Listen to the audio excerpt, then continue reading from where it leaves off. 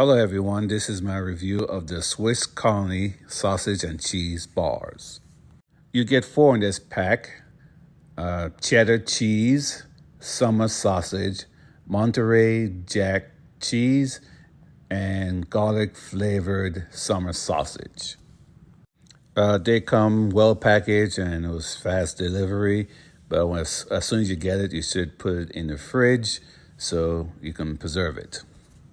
Let me show you what they look like open.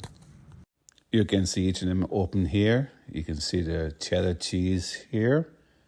And you see the summer sausage. You see Monterey Jack cheese. And you have the garlic flavored summer sausage.